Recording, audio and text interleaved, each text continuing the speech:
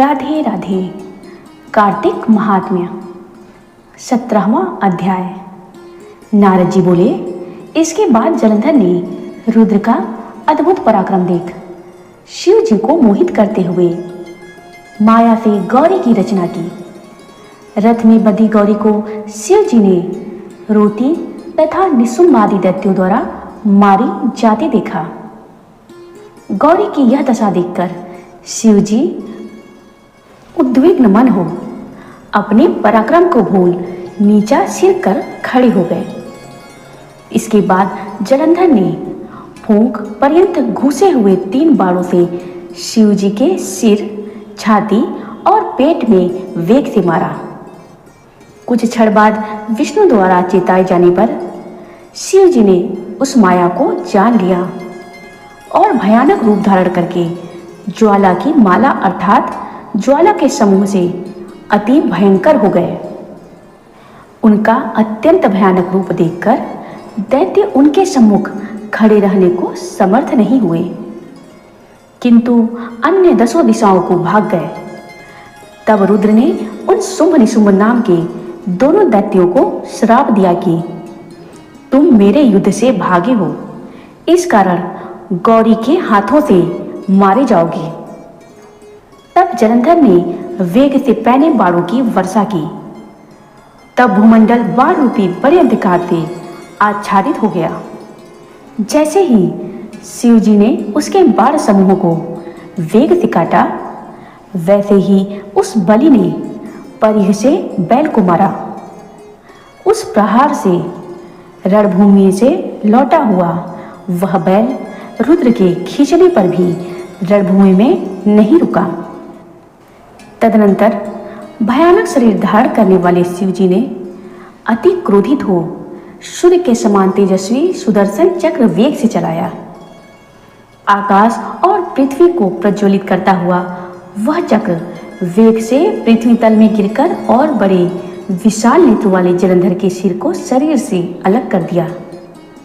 जलंधर का शरीर पृथ्वी को शब्दायमान करता हुआ रथ से गिर गया और देह से जो तेज निकला वह रुद्र में लीन हो गया। वृंदा की देह का जो तेज था वह गौरी में लीन हो गया। तब ब्रह्मादिक सब देवता हर्ष से प्रफुल्लित हो उठे। वे शंभु को प्रणाम कर विष्णु जी का वृतांत कहने लगे।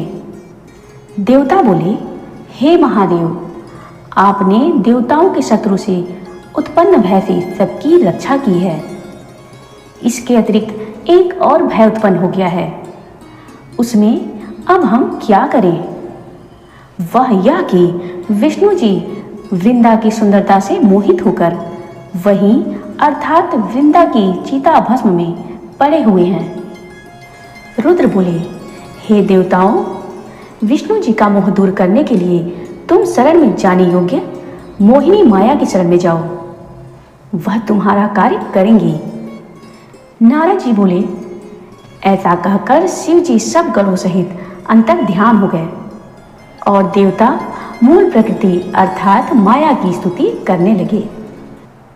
देवता बोले, जिससे उत्पन्न सत्व रज तम ये गुण सृष्टि पालन और संहार करते हैं और जिसकी इच्छा से संसार की उत्पत्ति और नाश होता है, उस मूल प्रकृति को हम नमस्कार करते हैं। वह प्रकृति 23 भेदों की कही जाती है और संपूर्ण जगत में अधिष्ठित है, जिसके रूप और कर्मों को जानने में तीनों देवता भी असमर्थ हैं। उस मूल प्रकृति को हम नमस्कार करते हैं।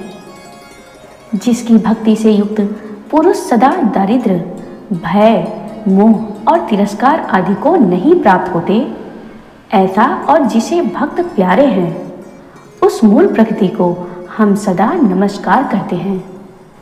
नारद जी बोले, जो पुरुष इस स्तोत्र का एकाग्र मन से त्रिकाल पाठ करता है, उसे दरिद्रता, मोह और दुख कभी नहीं स्पर्श करते। इस प्रकार स्तुति करते हुए उन देवताओं ने आकाश में स्थित और ज्वाला से व्याप्त दिशाओं के बीच में एक तेजोमंडल देखा। तेजोमंडल के मध्य से सब देवताओं ने आकाश में विचरने वाली वाणी सुनी। शक्ति बोली, मैं ही 3 प्रकार से व्यक्ति युक्त हो तीनों गुणों से स्थित हूँ, गौरी, लक्ष्मी और सरस्वती। इनके रज, सत्व, तम, इन तीनों गुणों का आश्रय मैं ही हूँ। हे देवताओं, वहां जाओ, वे तुम्हारा कार्य करेंगी। नारद जी बोले, हे राजन, विस्मय से विकसित नेत्र देवताओं ने उस वाणी को सुना। उस समय वह तेज अंतर ध्यान हो गया। इसके बाद उसी वाक्य से प्रेरित सब देवताओं ने गौरी, लक्ष्मी तथा सरस्वती की भक्ति में तन्मय होकर प्रणाम किया। इसके बाद भक्त हैं प्यारे जिनको, ऐसी उन तीनों देवियों ने देवताओं को प्रणाम करके उनको बीज दिया और कहने लगी। देवी बोली, इन बीजों को वहां जाकर बो दो जहां विष्णु जी बैठे हैं, इससे तुम्हारा कार्य सिद्ध हो जाएगा। नारद जी बोले, इसके बाद देवता और सिद्धों के समूह आनंदित हो बीज को लेकर वहां बो दिए जहां वृंदा की चिताभूमि में दुखी विष्णु भगवान विराजमान थे। नारद जी कहते हैं, यह हमने सत्य वाक्य का महात्म्य कहा है। इसको जो कोई सुनेगा वह स्वर्गलोक को प्राप्त होगा। जो एकाग्रचित्त से सुनेगा उसको विघ्न कभी नहीं होंगे, तथा जो पुत्रहीन नर नारी सुने या पढ़ेंगे उनको पुत्र भी होगा। जय श्री कृष्ण, जय श्री कृष्ण।